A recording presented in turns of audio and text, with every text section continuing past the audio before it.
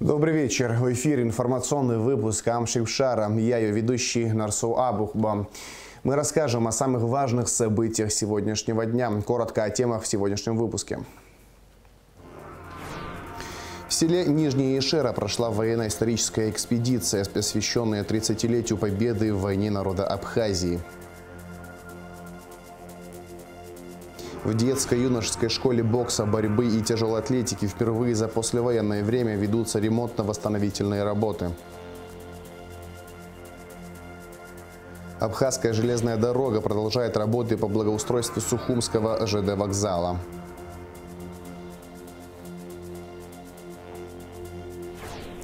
Практически все объекты туристической сферы заполнены на 100%.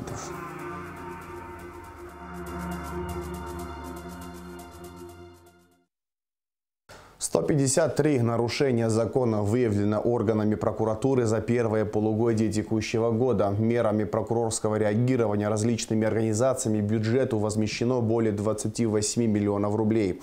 Об этом сообщил начальник судебного управления Генпрокуратуры Даур Амичба на заседании коллегии, посвященном итогам деятельности органов прокуратуры. За отчетный период произошло 71 ДТП, в которых погибли 28 человек. Зарегистрировано 322 преступления. В органы прокуратуры поступило 24 обращения граждан и материалов на нарушения в сфере строительства. По 17 обращениям и материалам подтверждены факты нарушения законодательства. По результатам проверок административной ответственности привлечено 7 граждан. В администрации района внесено 18 представлений об устранении выявленных нарушений и недопущении их впредь. В суды районов направлено 6 исковых заявлений. Даур Амичба также сообщил, что Генпрокуратура Абхазии направила в компетентные органы России запрос о выдаче Людмилы Скорик, в отношении которой избрана мера пресечения в виде заключения под стражу. Бывшего главного санитарного врача республики подозревают в 2 эпизодах превышения должностных полномочий и 4 эпизодах хищения имущества СС.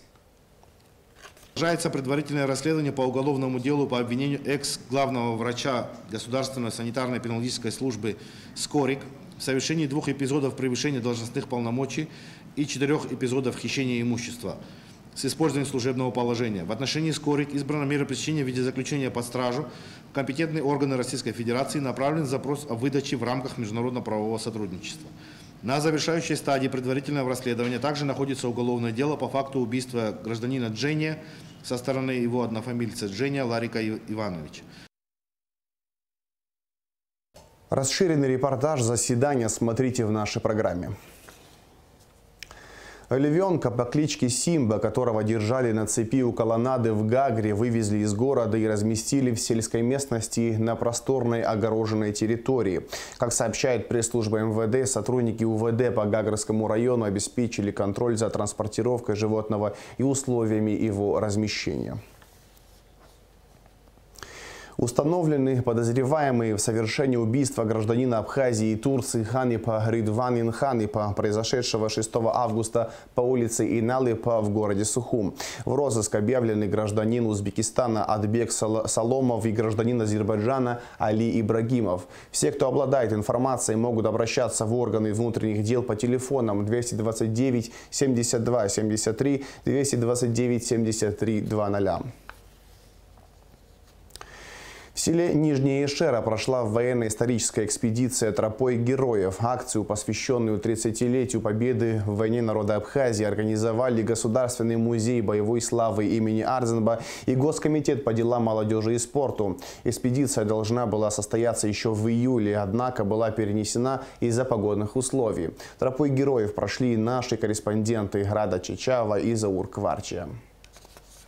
Военно-историческая экспедиция, приуроченная к июльскому наступлению, которое в некотором смысле стало судьбоносным в Отечественной войне народа Абхазии, прошла тропой героев Гумистинского фронта, задействованного в наступлении. Участники акции возложили цветы к мемориалу воинам Сухумского батальона и к могиле первого президента, верховного главнокомандующего Абхазской армии Владислава Ардземба, а также к памятникам бойцов группы «Ветерок» и добровольцев. 13 апреля 1993 года на этом месте дислоцировались подразделения, командиром которого был герой Абхазии Геннадий Карданов.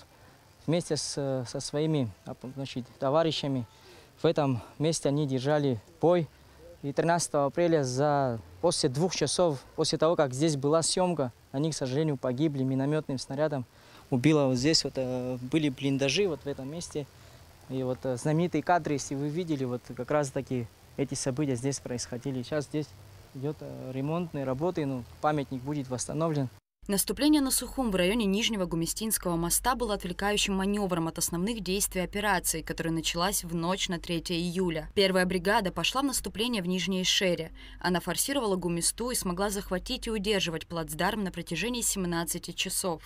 Так она и отвлекла на себя внимание противника, пока вторая бригада наступала по Верхней Шере. Главной целью прошедшей акции стал сбор полевого материала и, что самое важное, привлечение молодежи и подрастающего поколения к более углубленному изучению одной из самых трагичных страниц истории Абхазии. Для нас важно, чтобы ветераны из своих уст вещали молодежи о событиях, которым были они свидетелями. На экспедицию тропой героев были приглашены ветераны войны, непосредственные участники наступления, волонтеры, студенты вузов и представители молодежных организаций. Заместитель министра обороны Давид Бжаня рассказал о том, как проходила июльская наступательная операция и пожелал молодежи брать пример с ветеранов и чтить память погибших. 2 июля 1993 года началась высадка морского десанта в селе Тамыш. В результате морской десант из Гудауты и части Восточного фронта заблокировали переброску грузинских частей в город Сухум. Это было началом победы. После высадки отвлекающего десанта абхазскими войсками был нанесен основной удар по северо-западной группировке противника. Июльская наступательная операция развивалась на всех фронтах. С ожесточенными боями абхазские войска взяли село Шрома, а также захватили стратегически важные высоты, такие как Цугуровку и Ахбюк. В свою очередь, активные действия на Восточном фронте облегчили участь города Порчал, который уже враг не мог обстреливать. Тем временем дальнейшее наступление абхазской армии на северо-западную часть города Сухум пришлось приостановить. По инициативе России было подписано трехстороннее Сочинское соглашение, которое предусматривало вывод грузинских войск из Абхазии. Однако Грузия проигнорировала данное соглашение. На организованном митинге выступили руководитель представительства Россотрудничества в Абхазии Дмитрий Федотов и гости из Южной Осетии, принявшие участие в экспедиции. Я вот сейчас стоял и думал, что, представляете, это люди, которые отвлекали на себя основные силы, и они понимали, что многие из них вот этого всего уже не выйдет. Это надо иметь какую силу воли для того, чтобы осознавать о том, что ты идешь на смерть. Страшные вещи здесь произошли. Мы это все знаем, мы это слышали, и кадры есть. Я скажу просто одно, то, что те ребята, которых не стало, естественно, вечная память. Но пока мы будем их помнить, они всегда будут рядом с нами. Главными рассказчиками и спикерами митинга, конечно, стали сами ветераны, участники тех трагичных и поистине героических событий. Здесь находится человек, который перевязывал меня. Я слышал, 35 человек погибло, молодых ребят. 3-4 человека на следующий день вышли, вечером, и которые ни царапины не получили. А остальных всех кто-то что-то получил. Мне тяжело говорить. Затем участники акции прошли вместе с ветеранами по Гумистинскому мосту. Одни должны были с правой стороны пойти, другие налево. И мы пошли. Но очень многие погибли. Очень многие погибли. 35 человек – это те, которые остались. В результате июльской наступательной операции были достигнуты стратегически важные цели и в конечном итоге добыта победа, неоценимо важная для каждого из нас. Многие погибли в ходе этой операции, и главная цель подобных экспедиций – память о страшной цене победы и свободы нашего народа. Самое главное, чтобы наше подрастающее поколение, наша молодежь, чтобы знали историю тех событий. Очень много жертв. Благодаря тех событий на сегодняшний день наша молодежь имеет возможность развиваться, жить, создавать семьи. Никогда нельзя забывать наше прошлое, нашу историю, какой ценой была дана нам победа.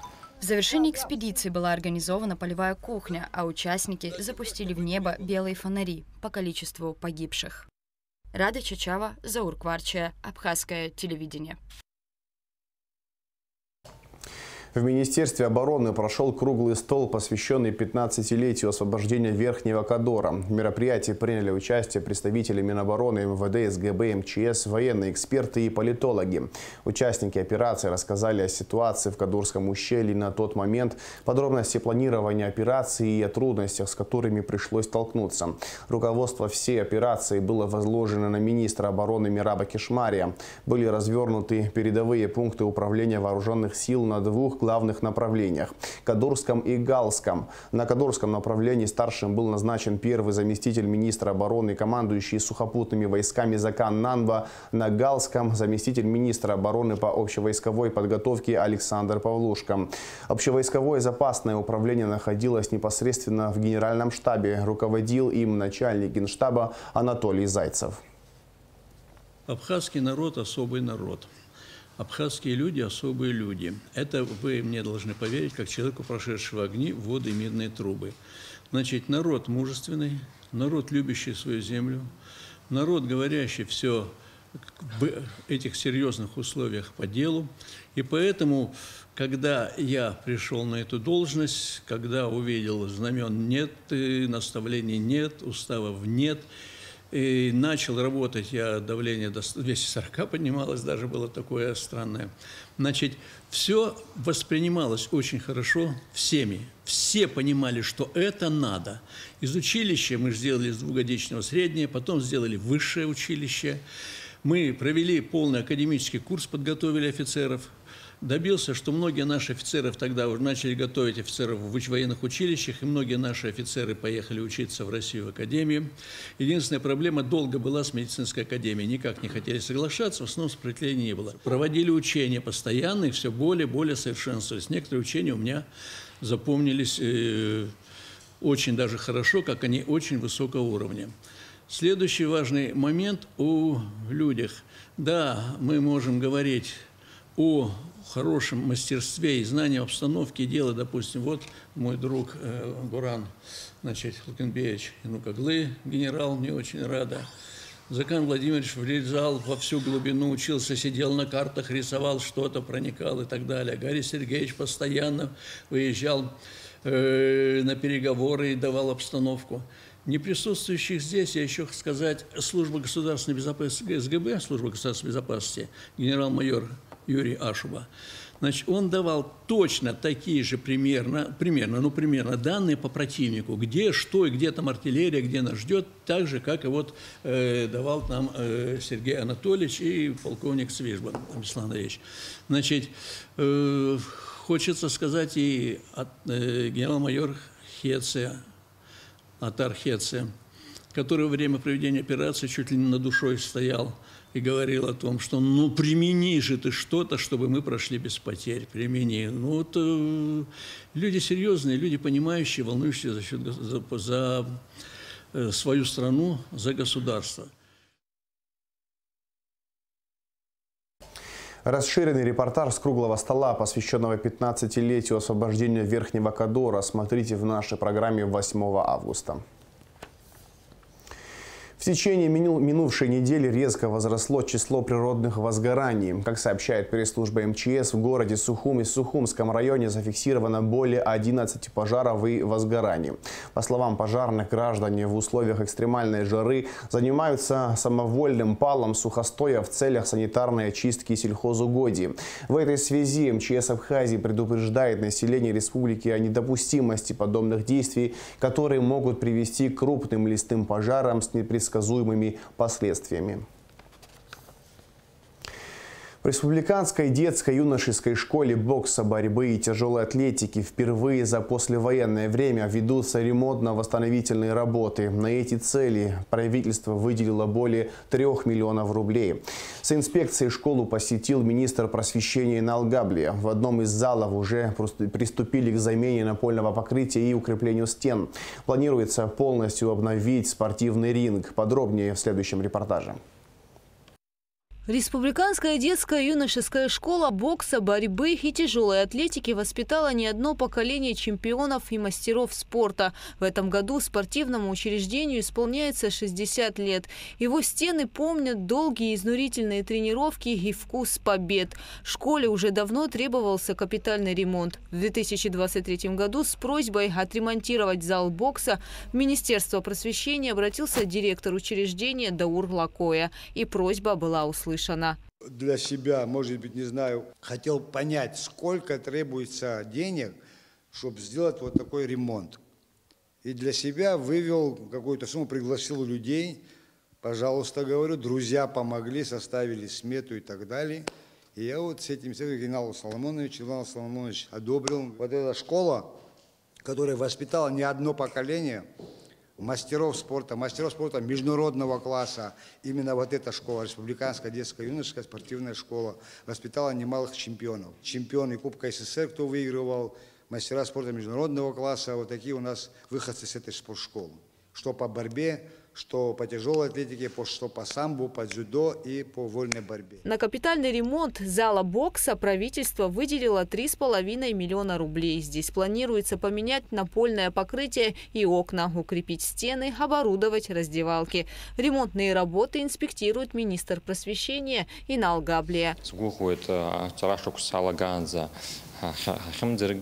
Юмсхам сялагзана, обратят Сахарадza спортзал хочкуировать, ракпыт вот боксер вот атлетика хентаяла хочкуаре шаза арцот уеза, таврух тут зазмо спортшколу убреза караги хадзикларанатет, скогует ярлысный Сахартот и папа обхайшоу. Бывшим директором республиканской спортшколы, почетным мастером спорта, заслуженным тренером Абхазии Валентином Барциц ранее здесь проводились реставрационные работы, но их было недостаточно, рассказывает нынешний руководитель Даур Лакоя. Что я помню, этот зал Валентин Семенович всегда ремонтировал своими силами, насколько я знаю. Легендарная личность Валентин Семенович Барциц, который руководил школой около 50 лет, 1974 года. Валентин Семенович был руководителем этой школы. И он вот в 2015 году ушел из жизни. Вот это все его старания, вот он на самом деле, как, насколько я помню, замена пола там, или такие косметические ремонты, он все делал своими силами. Для директора спортшколы Даура Лакоя это не просто спортивное учреждение, а целая жизнь, альма-матер. Ведь здесь он прошел путь от обычного спортсмена до мастера спорта. А сегодня он тренирует детей, переживает за каждого из них. Спортшкола состоит из 2 залов и находится прямо на 1-м этаже одного из старинных сухумских домов. Чтобы не мешать жителям, во время занятий здесь будет проведена звукоизоляция. Ремонтными работами занимается компания «Стройснаб проект», которая тоже помогает, чем может.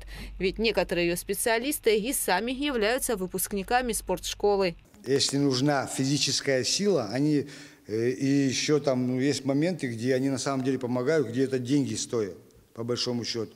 А так мы своими силами что-то сделали, демонтировали зал. Во 2-м зале планируется положить напольное покрытие. Кстати, спортшколе в этом поможет компания «Аквафон». Здесь будут заниматься боксом, тяжелой атлетикой, самбо, дзюдо. Срок окончания ремонта пока неизвестен, но ясно одно – появится полноценная оборудованная площадка для всех, кто желает заниматься профессиональным спортом. Гугу Савардания, Константин Парулова, Абхазское телевидение. Абхазская железная дорога продолжает работы по благоустройству Сухумского ЖД вокзала. Конечно, говорить о капитальном ремонте пока не приходится, но после окончания всех работ одна из архитектурных достопримечательностей столицы приобретет совсем другой вид. Все детали у Садик Варасхелия. Работы по расчистке Сухумского вокзала и прилегающей к нему территории продолжаются уже больше 2 месяцев. Правую часть здания вокзала уже очистили от растительности, плесени и грибка. Оконные проемы подготовили к монтажу фальш-окон в 3D-формате с имитацией старых проемов. Центральную часть здания также отмыли, приступили к покраске железных обрамлений, чуть позже их остеклят. Сейчас идут работы по укладке брусчатки в лицевой части вокзала. Протяженность порядка 1500 квадратов брусчатки и порядка 400 погонных метров балясин при вокзальной территории. Уложено на сегодняшний день 200 квадратов брусчатки и порядка 180 погонных метров по ребрикам. Параллельно проведены работы по монтажу фальш-обрамления здания Дома культуры АЖД. Оконные проемы закрылись с имитацией старых окон. Планируется также закрыть бывшее здание управления АЖД. Кроме того, реставрационные работы проводят и на столичных эстакадах. Их отмывают, красят, приводят в надлежащий вид.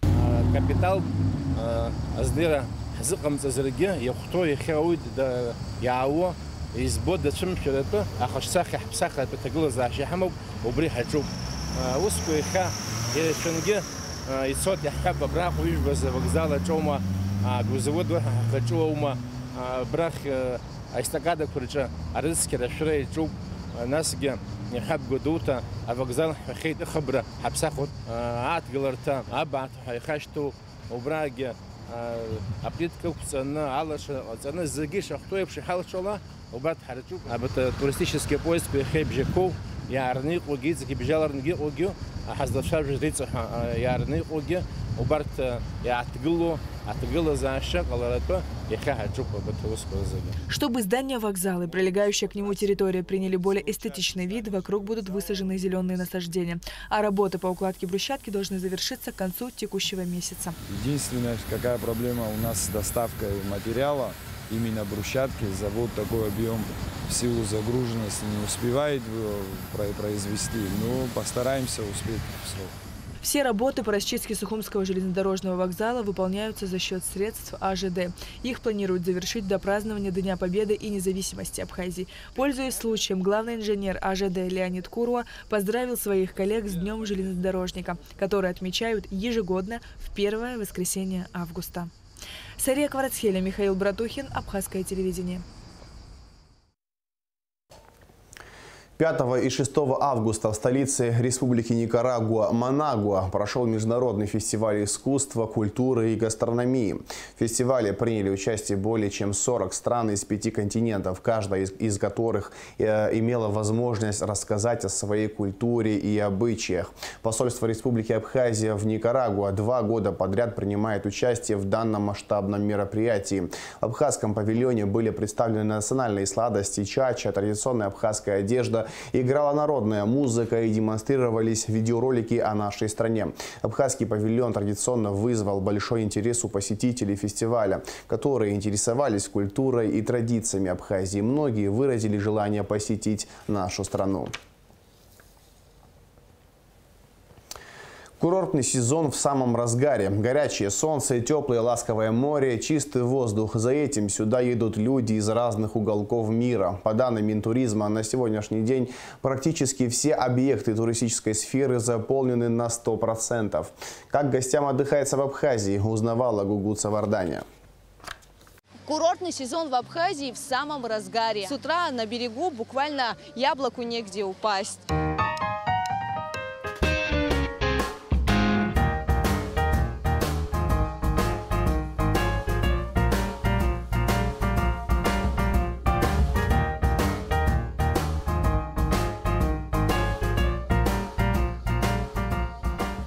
Стрелки на циферблате движутся к 12. Время, когда солнце особенно жгучее. Расслабившиеся туристы неохотно покидают один из сухумских пляжей и одновременно делятся своими впечатлениями о нашей стране. Раньше ездили в другие места за границу, сейчас вот как съездили вот один раз в Абхазию, теперь мы в нее влюбились. Люди хорошие. Вот, и поэтому очень нравится. Все здесь следят так за чистотой, все нравится вообще. Море обалденное, обалденно чистое. Вот это вот чем вот берет Абхазия, вот этой чистотой, вот этой природой нетронутой, это, конечно, здорово. Море, солнце, все прекрасно, все шикарно. На следующий год тоже сюда? Так? Да, мы уже запланировали. И каждый год приедем. Все очень шикарно. Они нам дорогу Вот идешь через дорогу, они сигналят, проходите, то есть люди, то есть не агрессивные, не токсичные. Море отличное, супер, вода хорошая, пляж красивый, все нравится, спасибо. У вас очень чистый пляж, очень теплая вода, очень приветливый народ, мы в восторге. А вот любителей зноя и золотистого загара жгучим солнцем и тепловыми ударами не напугать, особенно тех, кто приехал из северных регионов, ведь обязательно нужно увезти с собой частичку тепла. Вода чистая, тепло. Вода отличная. Нравится тебе в Абхазии? Радует туристов и местных жителей растущее число оборудованных и красивых пляжей. С каждым годом их количество растет. Уборные, душевые, кабинки для переодевания с зеркалами. Совсем недавно в столице открылась еще одна оборудованная и атмосферная зона отдыха – пляж Марнеро. По словам администратора, в день здесь бывает до 2,5, 3, а иногда и 5000 человек. Это у нас достаточно многолюдно на нашем пляже. Мы постарались создать такие условия, чтобы всем было комфортно. То есть не только отдыхающим гостям, но и нашим местным людям. Гости в этом году прям замечательные, очень доброжелательные, отзывчивые. Суббота, воскресенье – это те дни, когда просто у нас завал. Поскольку у нас вплотную обслуживается пляж, полностью официанты выходят, обслуживают на каждом лежаке, у ракушек, у бунгал. Мы постарались создать еще вип-зоны определенные для гостей. Так что посещаемость вообще стопроцентная. Побывав однажды в Абхазии, ее невозможно забыть. Она навсегда остается в сердце. Делятся с нами гости. Единение с природой, чистый горный воздух с примесью морского бриза, величественные горы и ласковое море. А в некоторых семьях приезжать в страну души уже стало традицией. Мы приезжаем каждый год, очень хорошо отдыхается, очень нравится все. По-моему, все хорошо, замечательно. Почаще приезжать, подольше оставаться. Ну, мы уже все посмотрели, мы много лет отдыхаем. В Абхазии очень хорошее море, очень интересная природа, и доброжелательные люди. Этого вполне достаточно. Все нормально, все прекрасно, все замечательно. Все нравится. Все. Не первый год? Нет, не первый, 4-й. А почему именно Абхазия? Ну, как-то тянет сюда. Мы приехали из Санкт-Петербурга. Отдыхается просто замечательно. Очень восхищает ваши достопримечательности. Ну, про море я уже ничего не говорю, а именно вот достопримечательности – это ваша ценность, которую нужно хранить и оберегать. У нас прекрасное настроение, море вообще шикарное, с нашей страной даже не сравнишь. По данным Минтуризма, на сегодняшний день практически все объекты туристической сферы, предоставляющие услуги по размещению гостей, заполнены на 100%. В этом году наблюдается еще одна тенденция. Многие туристы предпочитают путешествовать самостоятельно. Но самая главная тенденция для некоторых гостей – каждый раз выбирать именно Апсны, потому что здесь отдыхается с кайфом.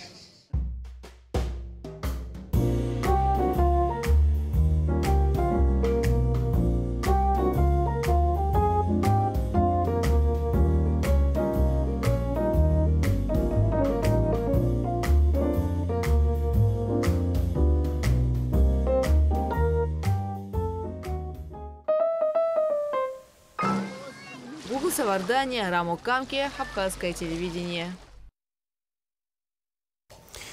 Во вторник, 8 августа, в Абхазской государственной филармонии состоится концерт солистов филармонии Альдоны Цкуа, Кристины Эшба и Наны Черкези, а также группы Анатрио, партия фортепиано Астанда Джикерба. Начало концерта в 19:00, билеты в кассах филармонии. Заслуженные артисты Абхазии Лука Гадели и Кристина Эшба выступят в качестве специальных гостей на Сочинском фестивале камерной и барочной музыки, который пройдет с 9 по 12 августа. В этом году в рамках фестиваля запланированы 4 музыкальных вечера. Лука Гадели и Кристина Эшба выступят 10 августа на вечере органной музыки с программой «Сквозь зеркало эпох». В завершении выпуска расскажем о погоде.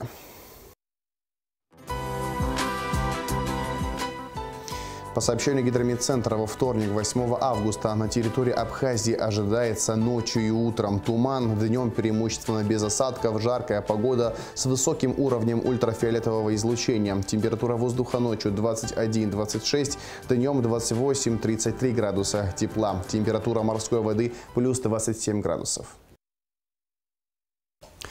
На этом информационный выпуск М. Шукшара подошел к концу. Всего хорошего. До свидания.